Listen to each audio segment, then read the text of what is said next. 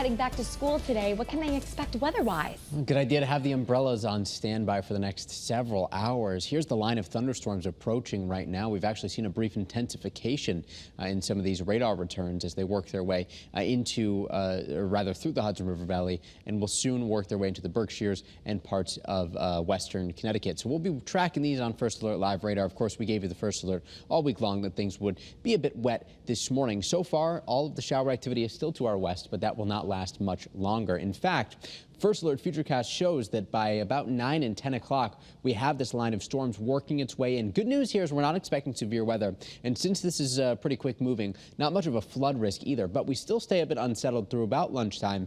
And then later this afternoon, we are expecting sunshine to develop. Really a nice afternoon on tap after what is been a very damp start to the day. Fog continues to be part of the conversation.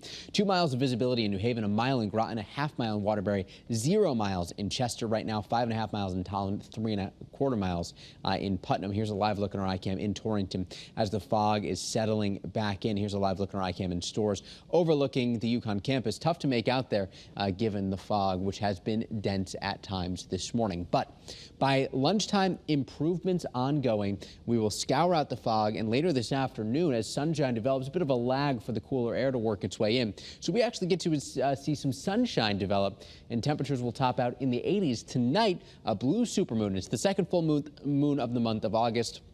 It'll appear a bit brighter and bigger since it's a bit closer to Earth in its orbit. But we should have wonderful viewing conditions across Connecticut. So if you like astronomy, or if you're a photographer who likes to take pictures of the moon, should have everything working in your favor tomorrow, Thursday.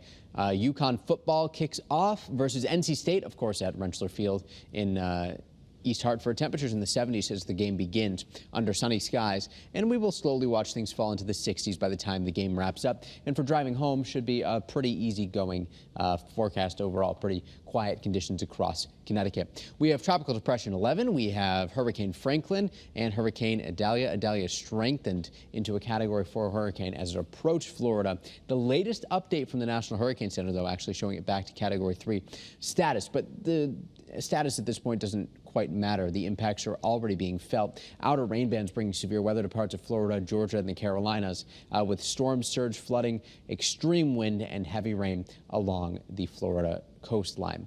High pressure builds in as we get through the day tomorrow and especially into Friday. Friday morning, we start the day off, it could be around 50 degrees. Tonight, not going to be quite that chilly. Today, temperatures will top out again right around 80 as we bring the sunshine back, about 55 to 60 overnight tonight.